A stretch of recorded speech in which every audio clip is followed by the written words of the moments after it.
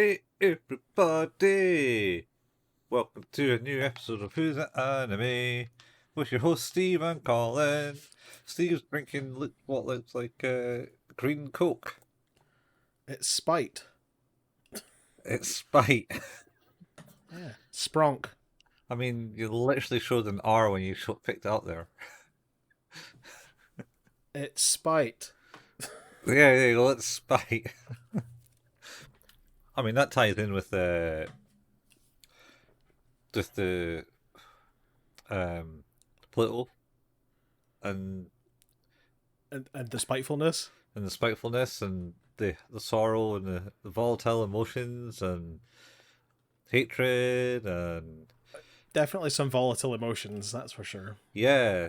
So anyway, we're back talking about Pluto, episode 7. Ooh. Yeah. After 6 episodes, we ended up at the end of last episode losing Gesicht. He was murdered by a young robot who seems to have been controlled to do so, seemingly. Yeah. We saw that early in the episode, right? Is it with Dr. Hoffman where one of the bodyguards get controlled? Oh, yeah, valid point. Yeah, that's right. When he gets kidnapped, that is through controlled characters. Yes. So yeah, that's and obviously we also found out that the reason Gesicht was definitely a murderer, it turns out, and definitely did murder Adolf's brother. It was because Adolf's brother murdered his son. Oh no, we don't know that. Yeah, we do totally know that. Don't know that it's his kid. At that point, sure we do at this point. 100%. It was just images of a robot. It looked like maybe his robot. Well, I don't know. I still don't think we do. I think it comes in the last episode, man. The last episode we get to fit all the pictures in. Anyway, describe this episode in 7 words. 7. Oh, I see what you're doing now. For every episode number, I have to use the words. I'm sad it's taking me this long to catch on. I've only made it up on the episode 5, or episode 4. Yeah. I don't know. Funeral.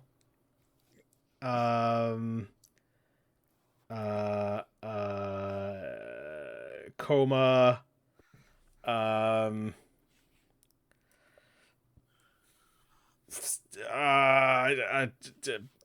Winter Wonderland. That's Finland, man. Snow.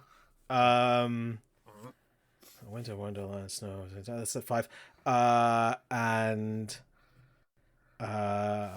temporary protagonist. Yeah. I did it. Oh. So if I take out... Oh, God. Ken has a lot to answer for. Sure. Sure. I mean, it's that episode where the orphanage didn't validate the person and they went and worked in the slave mine. It happened all over again in this episode. That is true. It's all Chargeman Ken's fault. That is true. It's the Cinderella episode all over. That's not quite bad, Cinderella. No, it's definitely not. It is. It's nowhere near the awful quality of the Cinderella episode. But this episode starts off with a flashback, if I remember rightly. Is it not Tenma and Abula talking about Well, yeah, how he's Sahad's still not woken up? Yeah. Well, is it Sahad? Well, I think we're inferring at this point. I think there's a few things we're inferring at this stage. Mm-hmm. They're talking about the best robot, the best AI has ever been created, The perfect not waking up. robot mind. Yeah. Yeah, that Tenma created Yeah. With a bullet. with Ebola, and they're discussing the whole point of it maybe not waking up, and then Tenma's all about well, we could do it, but he could become, I don't know, evil or something. Yeah. Oh, yeah, he could become the devil himself. And then he pops into our time line with that last thought and walks into our room. Yeah. Uh, uh, and then is it like, what's his name? The the father figure. Oh, Chanamisu. Yeah. He Yeah. pops around and says, "Oh, you missed Gassif's wife." He's like, says nothing. It's like, did I? Did I? Pretty much. And Uh, walks into the lab. yeah. I think he also talks about Atom's funeral. Oh, yeah, so they mentioned, oh, the state wants to hold the funeral after all, we can't postpone it any longer. And he just kind of walks away. Yeah. Uh, I think we also get like a little bit more, because the end of the last episode was Tenma meeting up with Helena, Gassif's widow, and we see like she gives him the memory chip or whatever. Data chip, I think they're calling it. Yeah, the data chip. Yeah, and does Tenma not, like, he calls it like Gassif's soul? Yeah, it's the closest thing he has to a soul.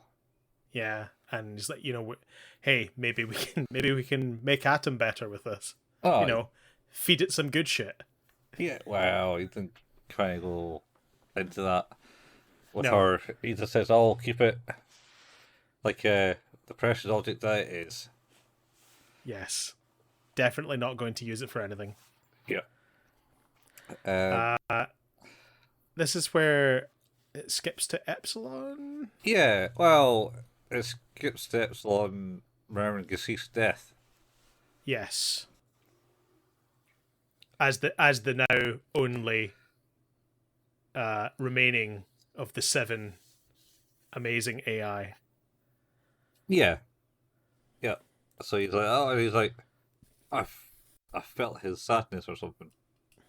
Or his hatred. As you would. Yeah, I mean, I imagine all of that.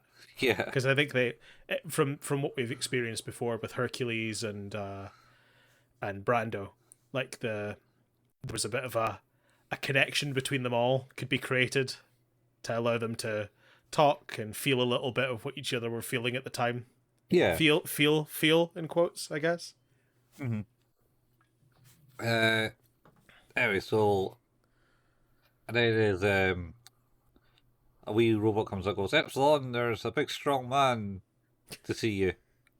Was the Yes. quote, and I was like, is he what? there's some sort of lunkhead here to see you. Yeah.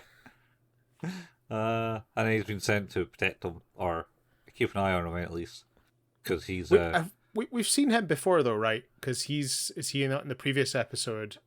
well, it seems to be like a model robot. Yeah. I don't Sorry, I think don't it's mean maybe I don't mean this one, but we've seen them before. Yeah, so that's the ones that was looking after Hop. That's right. So, so he came in and says, right, yeah, I'm here to take you to the safe house ASAP. And he's like, wait, the kids are throwing me a surprise party that I pretend not to know about. That makes me so sad.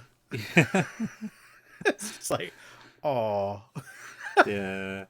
that's nice. So they stay for that, and then what's his name? The little traumatized kid starts singing a creepy song. Wasily. Yeah, Vasily. Yeah, about Pluto. Bora, I think. Well, Bora, yeah. Yeah. About not good stuff. Yeah, I'll eat up the earth in one bite. That was a weird off off-putting key in that song. I need to get the lyrics because they're wild. It's just so weird. Where is it? Yeah, it was all over the Not gonna place. give me it. No. Not gonna give me it. Dang it.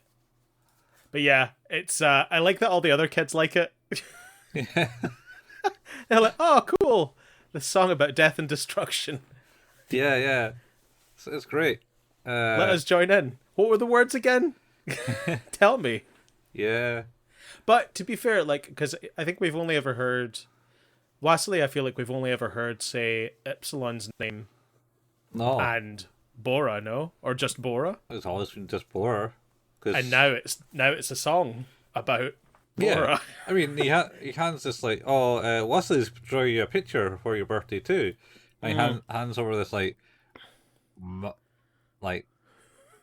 black figure in a thunderstorm creation. Yep. And he's like, Oh, thanks. yeah, that's a happy picture. Yeah, it's sort of like the kid in the ring that just draws the black concentric circles forever, and you're like, that doesn't seem healthy. That seems bad that the child is drawing those things. Yeah. And then Epsilon phones his weatherbot friend to like examine the weather in Persia, and 3 years ago. Love the weatherbot guy. What a great job!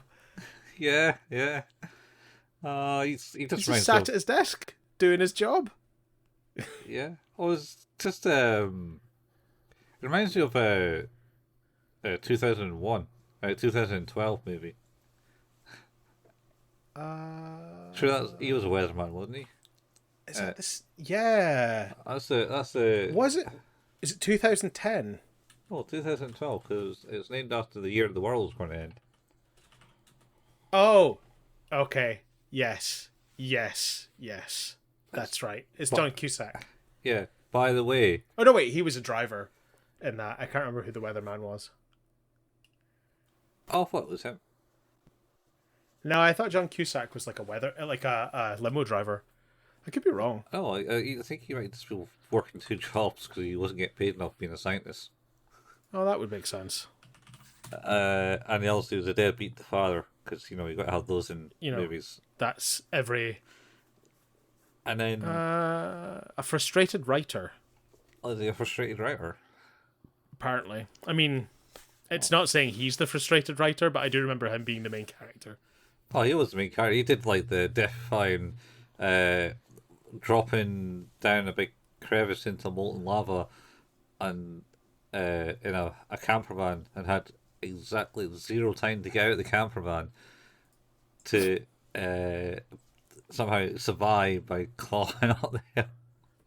Incredible. Yeah. That was an incredible movie. Because everything went to shit. Or was it or was I thinking of the New York blizzard thing? Day After Tomorrow? Day After Tomorrow, yeah. He the main character in that's a kid. So he's a student.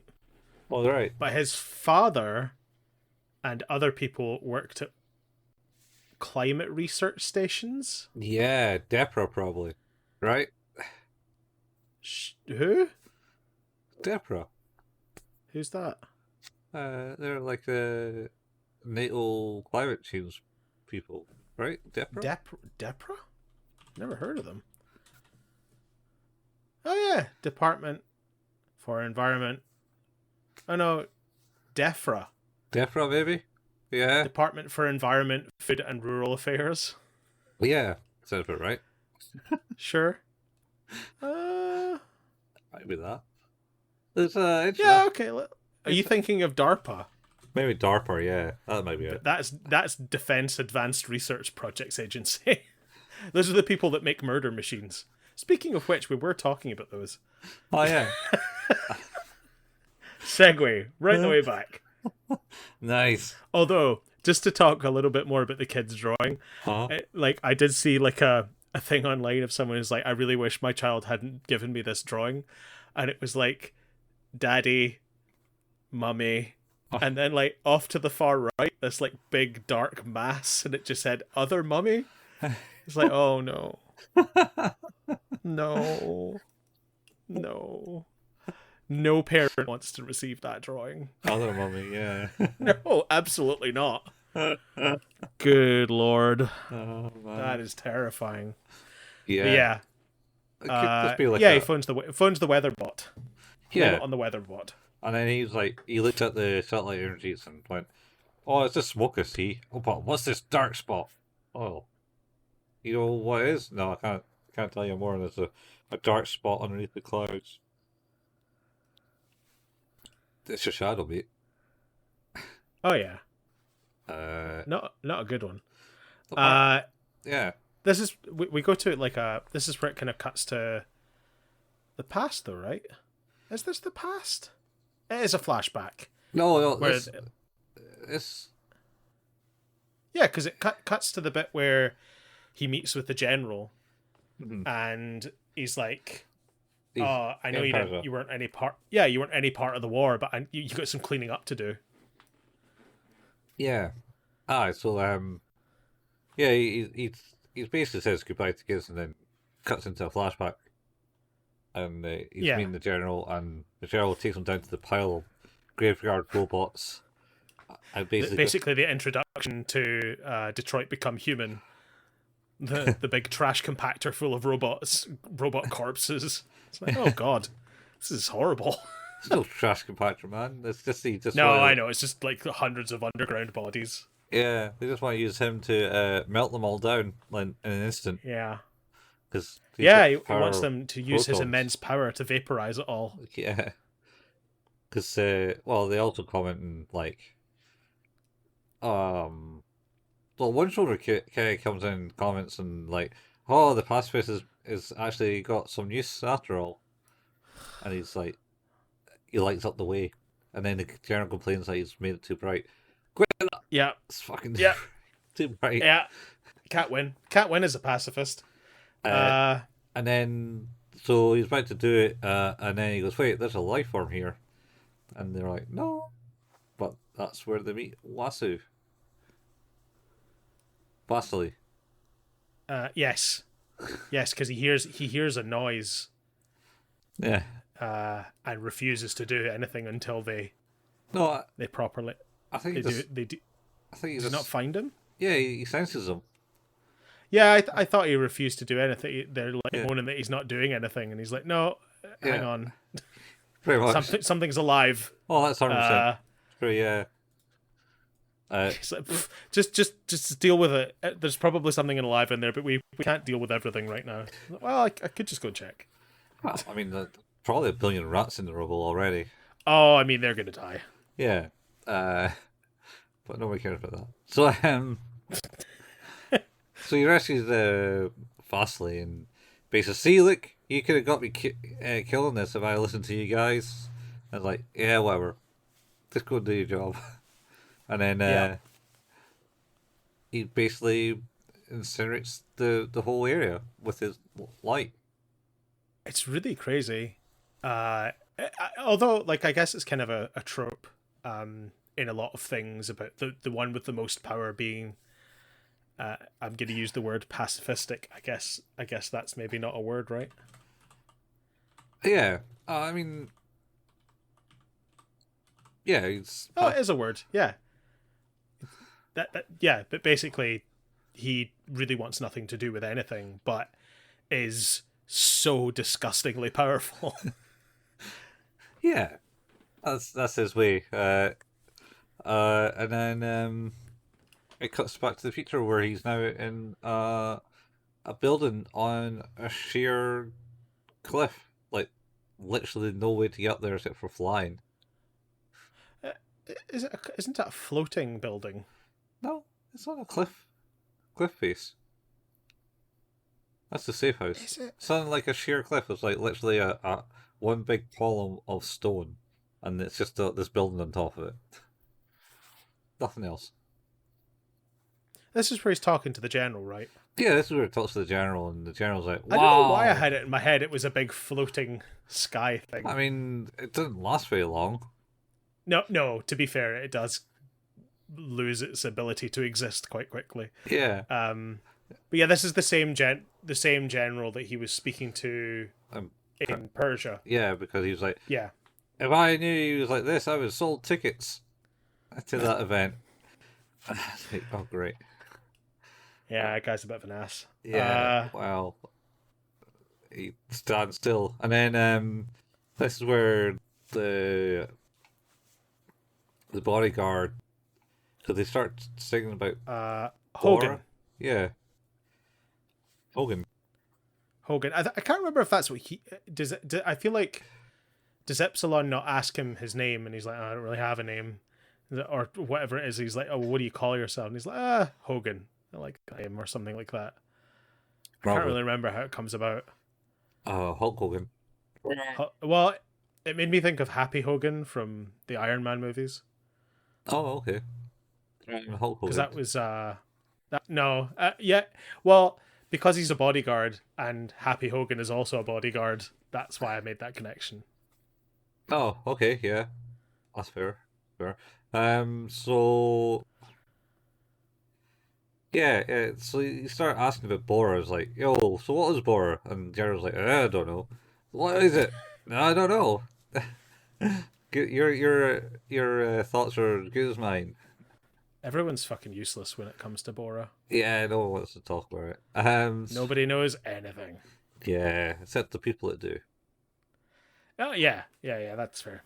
And then so then there's said, oh, that kid's liking that song because Epsilon uses the line of, it's going to eat the world up in one bite, and the general's like, Yeah. what? Are you crazy?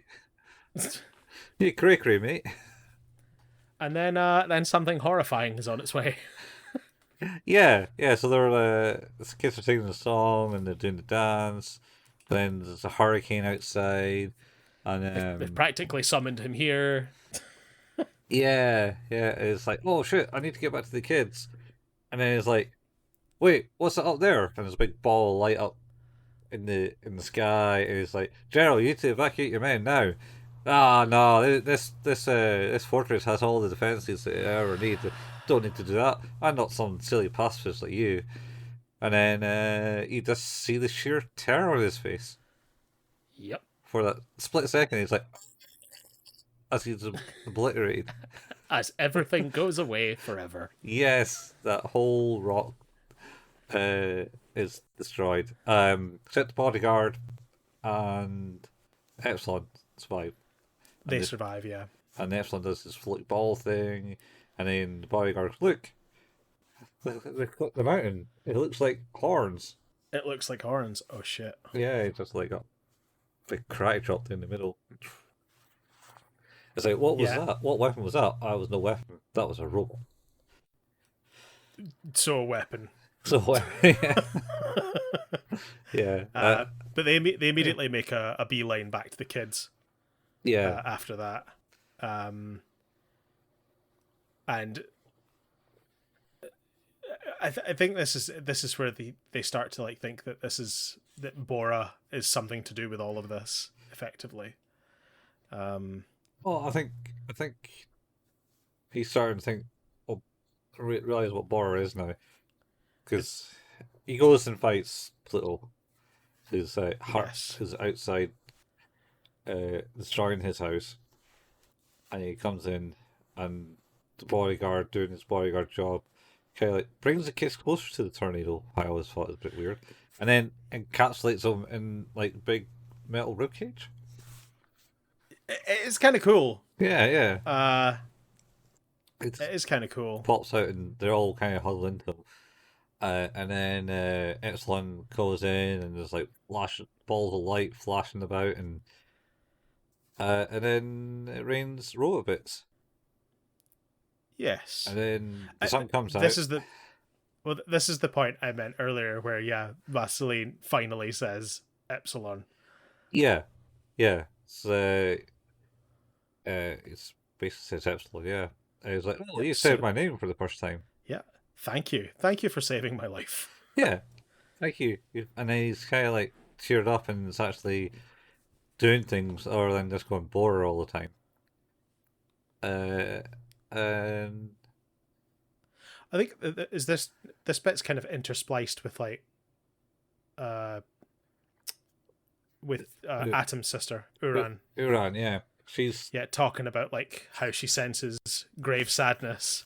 yeah. It was like, "Hello, who are you?" And it changes to, "I'm the Walrus. Don't you know me?" And then she's like, "Oh, yeah, I know who you are. Not you though. I'm talking about this other, the Great Sadness." He's reading Pinocchio. Yes, although yeah, because she says that like there's a child and it wants a heart and it doesn't want to be controlled by hatred. Mm. Uh, and it's like, oh, you know, It doesn't want to be uh, controlled, and like sort of like a puppet, like like Pinocchio. yeah. And then she goes into further analogy and saying that even what's his name? What's his father? Pinocchio? Geppetto. Geppetto. Yeah, Yeah, yeah, yeah. is being controlled like a puppet. Yes, yes. Uh, For nefarious purposes. yeah. Uh, Uh, but I kind of get spliced with the whole fight and other things happening, and then there's a brief thing about like Tenma wants Ochanamisu to push off the funeral, Atom's funeral, longer yes, he does because he's doing because his work. he's got shit to do, Yeah, he only has shit. and he's gonna get it done. Yeah. Um. An Epsilon has been put in a tribunal. Essentially, about did you kill the robot? Yes, I defeated the robot. Did you defeat the robot? Yes, I said I defeated the robot. Did you defeat the robot though? Yes. Well, what about this? This is just literally his arm. You did not defeat that robot. You destroyed What the about arm. did you defeat the robot? Yeah. Um, Yeah. yes, Yeah. maybe. Maybe. This is where we get to the Charge Man Ken part of the episode as well. Yeah. Yeah. This is like so. The kids are all outside playing, and then Mr. Simons came and he's bringing this dude, and then he's basically saying, "Oh yeah, I try to like speak to the other carer, the human carer, saying, oh, you know Oh, what they say the about this woman, place, yeah, uh, uh, Mrs. Griffith. possibly, But yeah, she basically says, "Hey, this dude here, he's super cool and wants to adopt this child specifically, mhm, Vasily, yeah, and because he's not Epsilon's too much of a robot to care for this one particularly well." yeah, need a good human figure for it. Yeah. And Uh, he's like, "Hey, Vasily, you can come with me. Everything's going to be just fine." Okay. yeah, Vasily didn't like it, and Mrs. Griffith's like, wait, why this kid though? Of all It's the like, kids, why this one? The mentally and disturbed one. he basically like whips his cape round and it's like, "Ours is not the reason why," as he runs away. Yeah, pretty much. Nothing seems suspicious about that. Nobody has ever wanted to adopt any of these kids, and all of a sudden, out of nowhere, the one that didn't talk, that is now starting to talk, and has been talking some crazy messed up shit about Persia, and everyone's like, "Oh, someone's come to get him. This seems right." Yeah, yeah, 100%. I was and uh, it's like, yeah, don't do it. Oh, we got lots of money. Your orphanage needs money, right? Yeah, I we could pay for shit now. Yeah, Everything's going to be great for you if you just give me this kid. yeah. I don't. They didn't look too not well off as an orphanage. They look pretty decent compared to most It's maybe orphanages, which are always run down. yeah, I mean, compared to my Charles Dickens idea of what an orphanage is, Yeah. yeah, this place seemed great. More, please, sir. Can I Yeah, have some more? more. More. But yeah, eventually, yeah, convinces them. Yeah, this is what's best. Don't worry about it. Yeah. I Uh, don't think convinces them. I think well, because she does say, because when Epsilon comes back and says, "Wait, where's Wesley? Oh, yeah, he got taken away by the Smiley Man." I think the kids say the Smiley Man took him, and he's like, come "What?" on. And he says, "Yeah, they were going to take him anyway." She said, "She was one wrong. He was going to get kidnapped." Because Uh, and took him to um, Oslo in a Norway, I castle. think. Yeah, it's a castle In on the Norway. side of a mountain. Yeah, because that's where the guy came from. And he's visited the orphanage a couple of times, apparently. Yeah, yeah, Johansson, Yeah. who apparently had faked his identity. Oh, yeah. So they do an investigation and find that it's in a castle. But this is after we see this place. Wesley's like, "All right, I'm here. Let's make the most of it," and tries to befriend the guy, and then the guy goes, "Psych." The guy immediately is like, "I really don't want to talk to you. Yeah. I Just if you just shut up, everything will be fine." if you shut up and come in here and go into this room. Yeah, go into this room. I want to leave. Please Yep. excuse me. Yeah. And he's put in a room with Ebola. Yeah. Who's there? Yeah, he's there. And he's saying, "Hey, you've been a bad boy. A very bad boy for looking at my robot that I made." Bora. Yeah. Uh, And basically, yeah, it seems like what's going to happen is that Ebola's going to use Wesley to bring Epsilon here so that they can, like, Pluto can finish him off, I guess. yeah, because he drags Wesley to Pluto and says, "This you can't fail this time, Pluto. He could beat it with one arm." And then this is where Pluto kind of shows that he's not all bad, in the sense that Abila is like going to beat up the kid because he keeps saying "Bora, Bora, Bora," and he has like a cane, he's literally bringing it down, and he's bringing it down with so much force that Pluto, when he stuck his index finger out, the cane smashed off it, Yep. and it's like, all right, yeah, so Yeah, please don't argue with me yeah, on this one. It's well, like I think this is kind of the we talked a little bit about it last episode. Is the idea that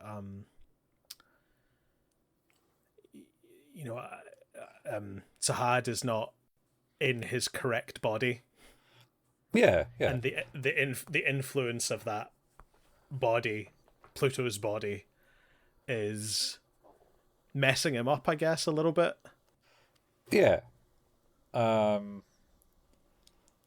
It's I don't know. I don't know if it's messing them up or what's going on, but yeah, he's essentially angry about stuff. Yeah, well, he's been transferred out of like his happy existence into some revenge machine Yeah.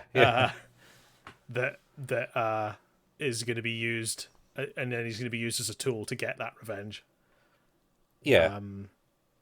Which I think he's kind of convinced that is the right thing to a point, even though he himself seemed to be a bit of a pacifist by nature.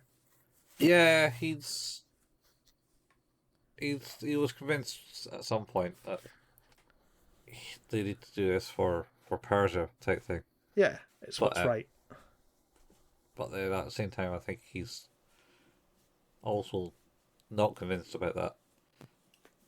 Yeah. There's a lot of questions with him at the moment. So, Epsilon appears and goes, I found him. He's in this castle, and I'm going in. And then the bodyguard goes, right, cool. I'm going stealth mode.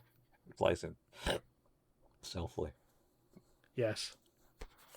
and then they go through this door, and then boom, Pluto picks him up with his horns, and then he flies out, and it's the middle of the night because he's like, wait, shouldn't we wait till sunrise so you can get your power?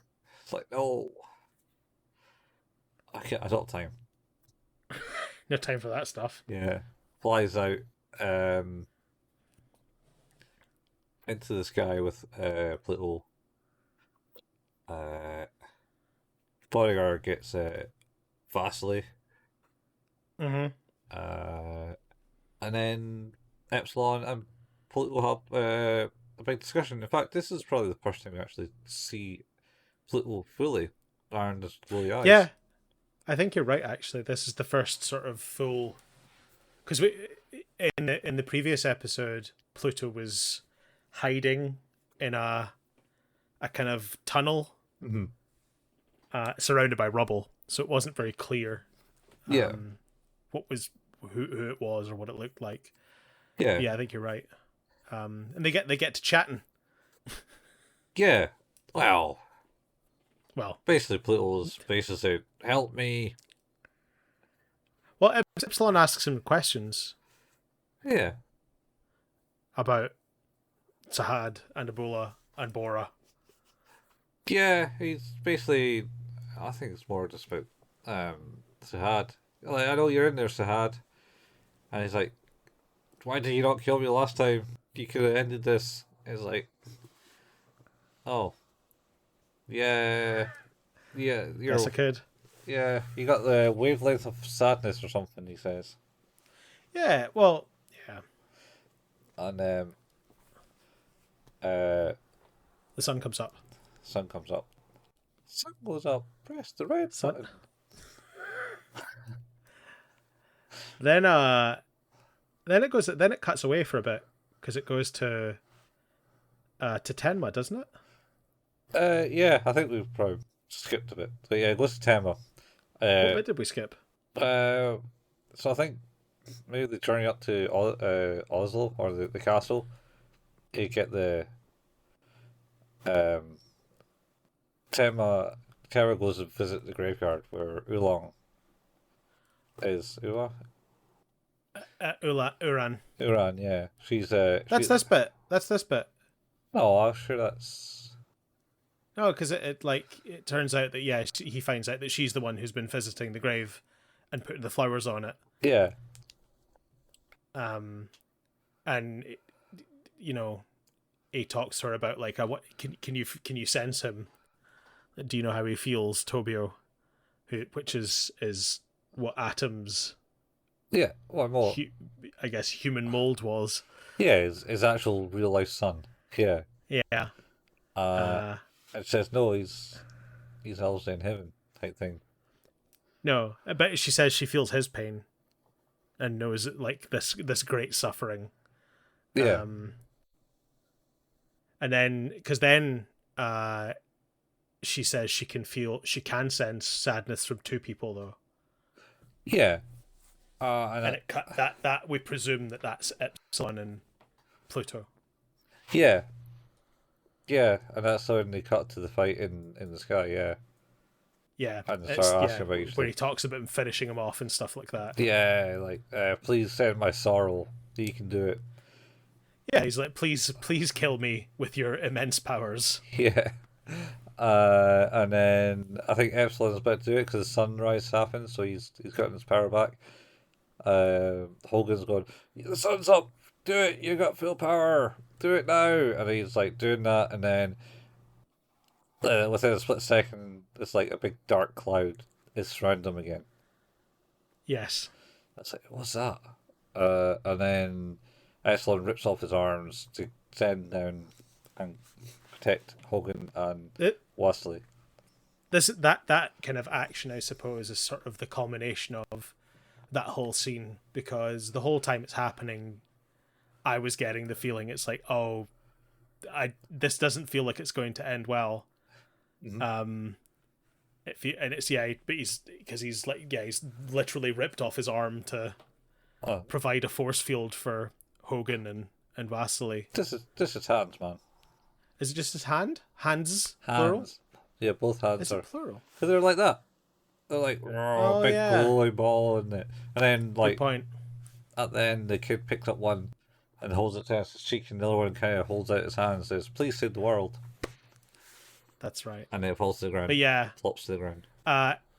it's that whole thing is like it's culminating to there's a sacrifice to be made here, and he protects the kid, he protects Hogan, and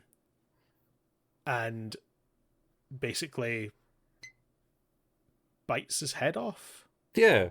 It looks like Pluto bites his head off because his head disappears and Pluto's mouth is opening to it. Yeah, He does have like a big conversation with Sad because he gets sucked into the garden.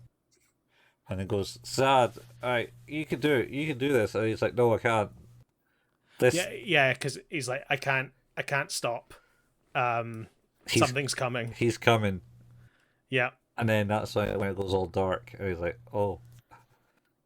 I thought for a minute, maybe it's like maybe he's going to be able to talk him around on this. I think he was. He was close. Yeah.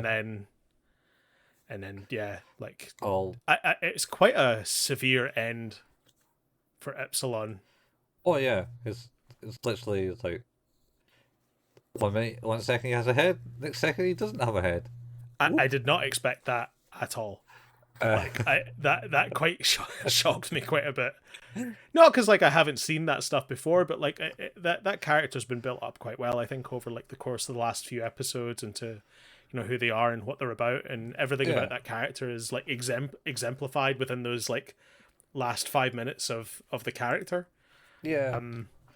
The kind of personal sacrifice and always thinking of other people, and the kind of, I guess, the desire ultimately not to take action to destroy, and instead try and find like non-violent resolution. Yeah.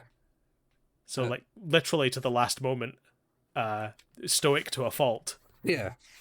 It cost him his life basically. Yeah.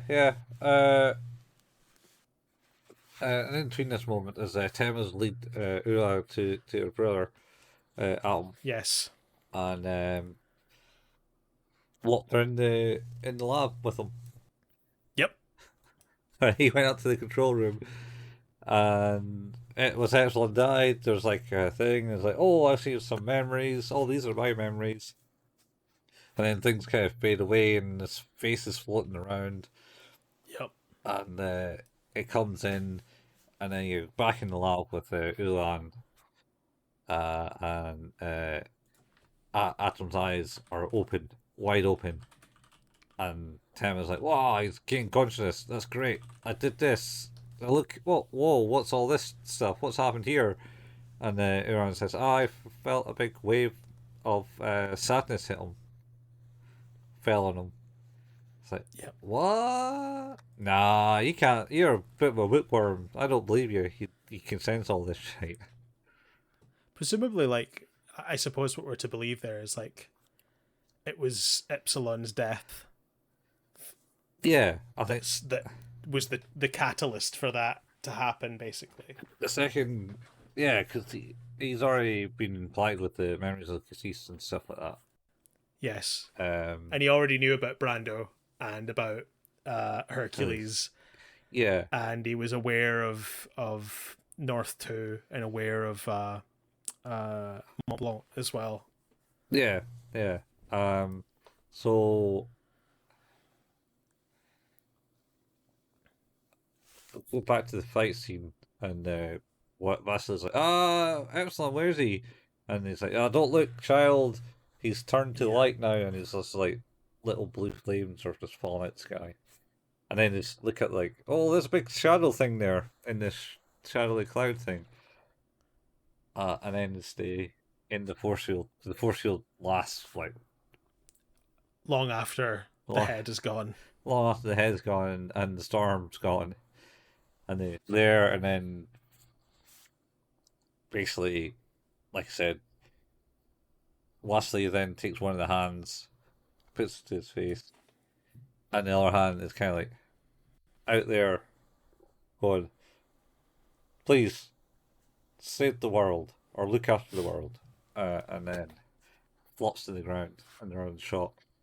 And I think it cuts back to the lab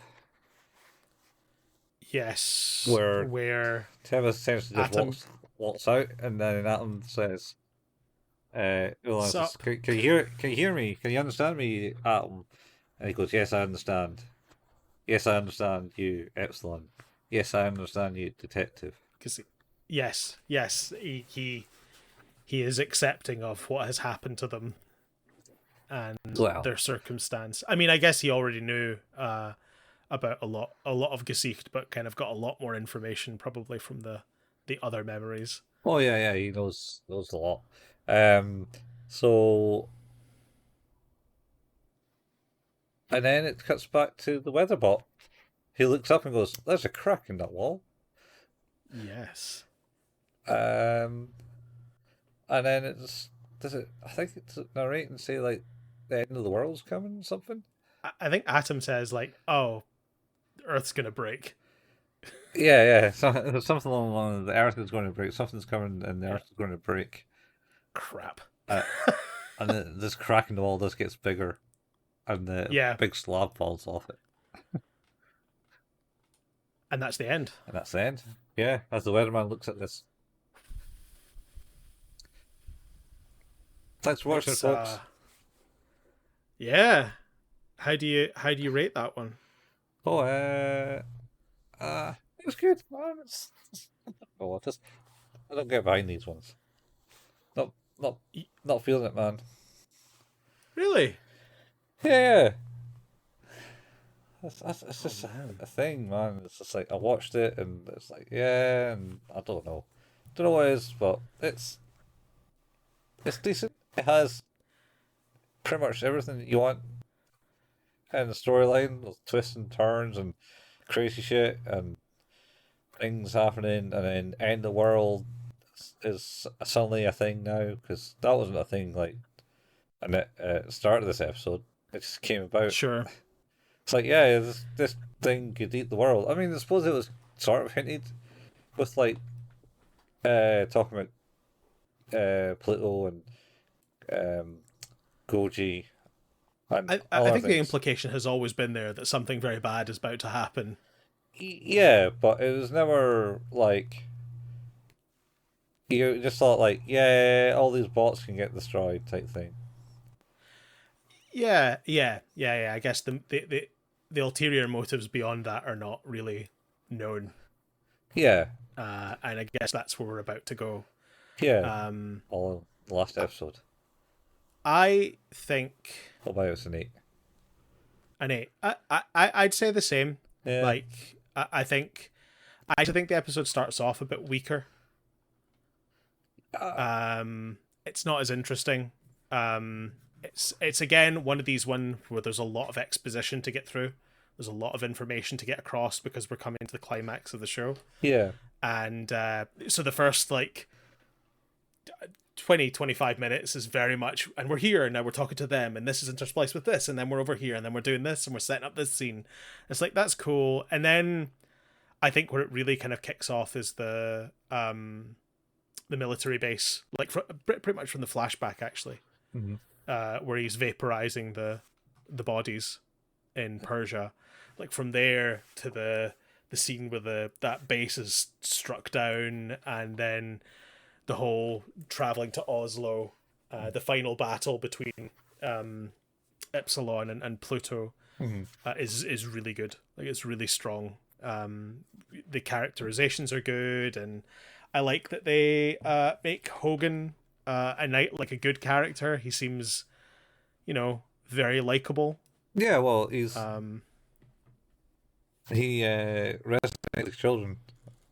He's yeah, like, and like because it's cool. when he's going to Norway, it's like Essel's like, don't you come to try and protect me because you know he can't, and he's like, I'm not even going to dream about that. I'll just get No, the kid.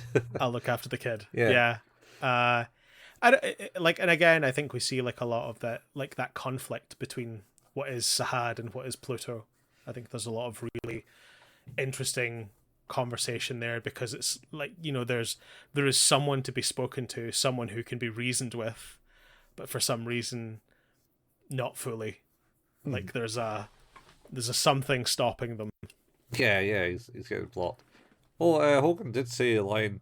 He was like, I can't remember if it was before or after the battle, but it must have been after the battle, because he was like, yeah, if Epsilon was here, he'd shake his head, but despite being a pacifist, he was certainly knew what he was capable of, and it was very strong. Yeah, he praises him on his effort. It's Yeah. like, he should be proud of what he did, sort of thing.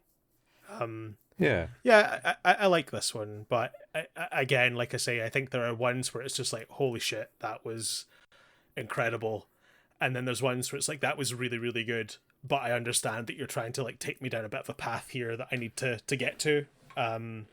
Yeah.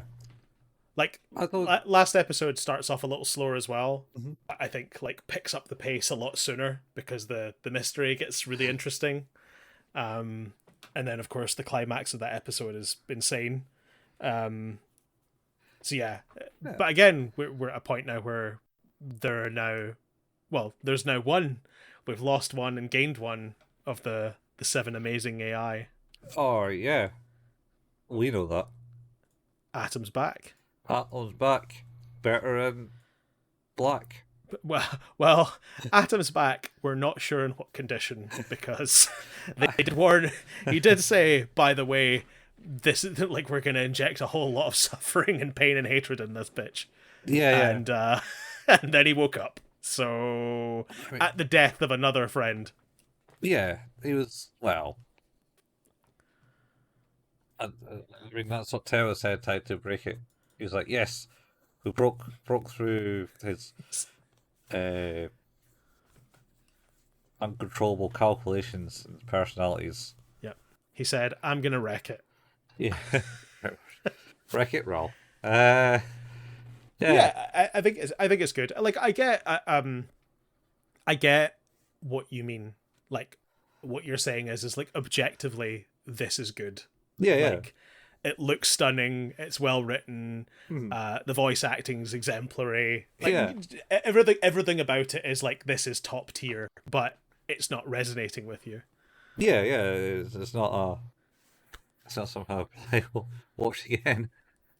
So I've read a term this week that has resonated with me, and I've realized it defines me. Is I'm a bit of a misery vampire. You just suck on misery. I do really like watching things about struggle and complex emotions, and like just I think things that are difficult emotionally, for whatever reason that is. I don't know specifically why that is, but it is the case. I mean, don't get me wrong. It's not like there's good like shows like I like, say, Memento, and that's all about mystery and sure. mystery. Well, I was going to like say, like, a good example of what you like in that same vein is Steins Gate. yeah, that's all about mystery. I think the difference is that you also like things that sometimes don't take themselves too seriously. Oh yeah, I don't like that. And Pluto is, serious as a heart attack, like, right the way through. Yeah, that's how it goes. Yeah, I'm just trying. Doesn't really do funny. Yeah.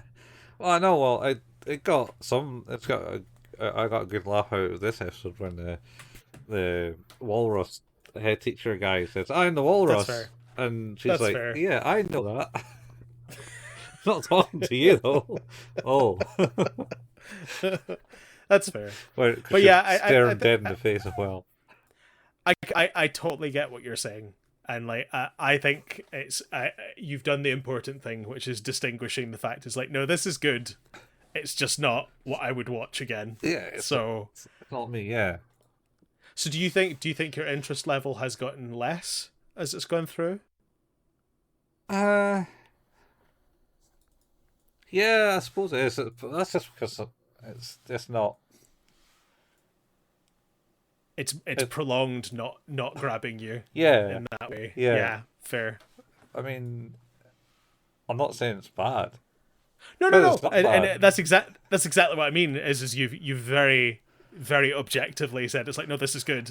Like in Yeah, fact, excellent in most places. yeah. It's just That's not for me. it's not for me. No, I And like. yeah, like I totally get that. Whereas like I could go through every episode and pinpoint is like, and here's the bit where I was like, yep, this is great, and here's these bits here where I was like, yes, this totally drove me forward to watch more. Yeah, And but again, I did the same thing with Steins Gate. I did the same thing with Serial Experiment Lane, where it's just like, oh yeah, like these are great. I love this. This is amazing. yeah. Uh, I don't know if it's just they're not in the mood for this type of thing at the moment. I mean, maybe not, and I think that's also fair. I do think I do think it's one of those things that probably you're supposed to just watch it Yeah, watch and, it, and be done with it. watch it, because Um, it's yeah, it's I don't think you'd be disappointed. You probably wouldn't say you've been disappointed to watch this, but you no, probably wouldn't go back to it. yeah, And I feel like that's the thing is that I don't think anyone would be disappointed watching this. In particular, if you like animation and like these kinds of yeah. sci-fi stories and things like that.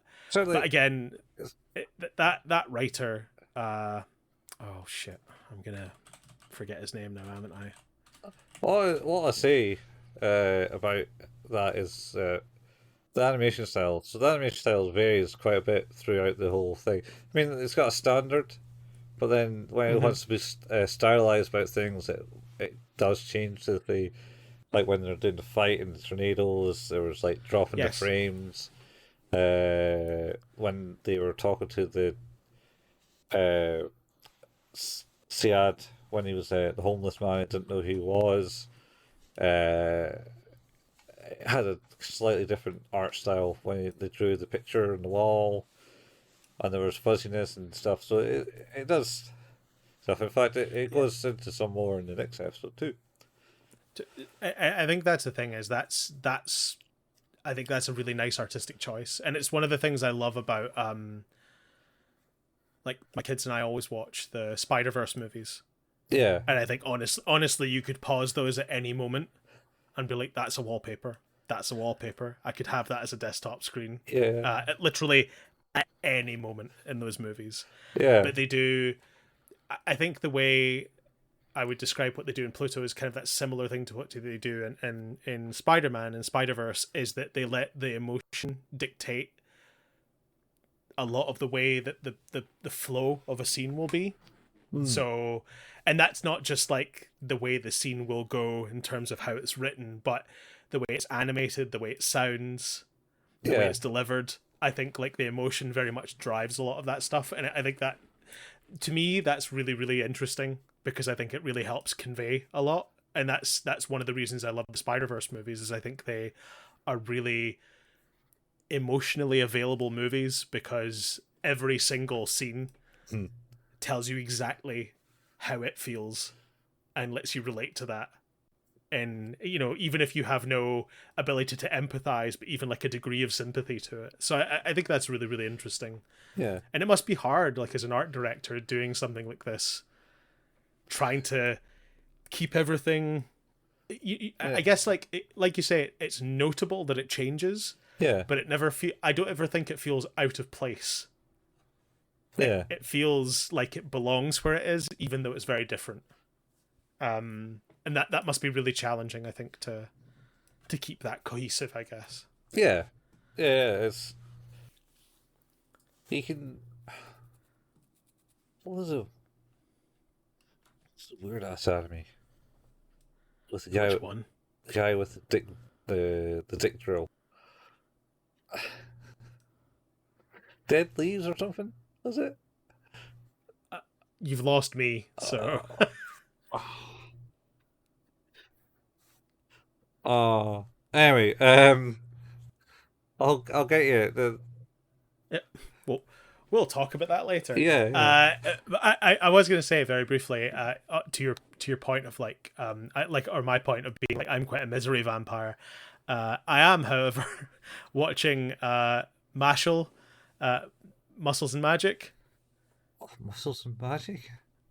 It's like Harry Potter, but anime, and it's about a guy who actually doesn't have any magic, and he's just really strong, and he just like doesn't. He can't do anything magic at all, so he just has to use his strength to trick people into thinking he's doing magic. Oh, I think I might have watched maybe a clip. I might have had it in it when he was just like, he's this dude, and they're like, oh, he's not really that big, is he? Oh no, he's well. I mean, he's not like Rip. huge, but he's ripped. Oh yeah, yeah. He's got like a bowl haircut, like a black bowl haircut. Uh, maybe I've seen it. Hey. But he eats cream puffs all the time. That's his thing. Oh no, no. It was Dead Leaves, by the way. The one I was talking about. Dead leaves. I do not know that. And leaves as in leaves as he leaves the room. Oh. Nope, don't know that. The fuck? It came Fuck out is this? early 2000s. Yeah, it looks like an MTV cartoon. Oh yeah, it's mental. It's got a guy with a TV head. Yeah, I see that with a green hoodie. I Yeah, like his hoodie. and She's got like a sword that has a bone for a handle. yeah, and they get put on the moon, imprisoned the moon because they're criminals. And then they break out the moon, and one of the cohorts in there has a drill for a tick, and he drills I everywhere, see. and he gets really excited. This is insane. Like I say, it reminds me a lot of Aeon Flux. Aeon Flux. Yeah. Aeon Flux. Yeah.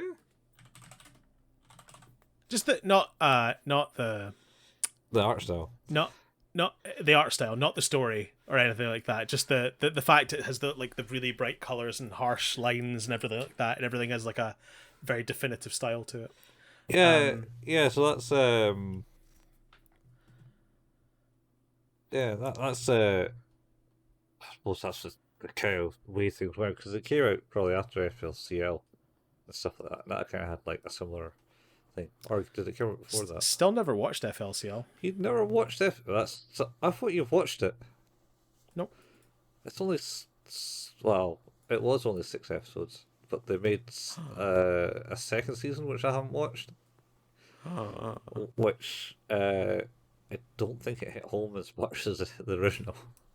Because it was like Sometimes it's a timing thing. Sometimes as well. yeah, it was 20 years later after that came out or something. Yeah, that'll do it. Uh, Anyway, we'd better end this episode. yeah, we've got another one. Well, that's episode 7. Mhm. And we only have one more episode left for Pluto before we head on our bonus season. Penultimate So episode. yeah, this is the penultimate episode. You've been listening to Who's That Anime, an anime podcast about anime, which can be found where all good podcasts can be found. Our home is at anchor.fm/Who's That Anime. If you like what it is we do, a good way to support the show is to leave us a review. That certainly helps the algorithm. And it helps other people find us. If you can't leave a review or already have left a review, you can also support us by telling a friend if you like what it is we do. And if you want to help us in any sort of financial sense, we also have a Patreon.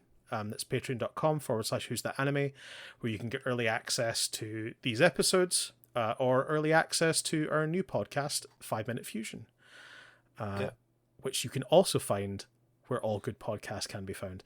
5 Minute Fusion is an exploration of everything Dragon Ball, all episodes in 5-minute short episodes, which is pretty cool. Been doing that for a little while now. I had a lot of fun doing that.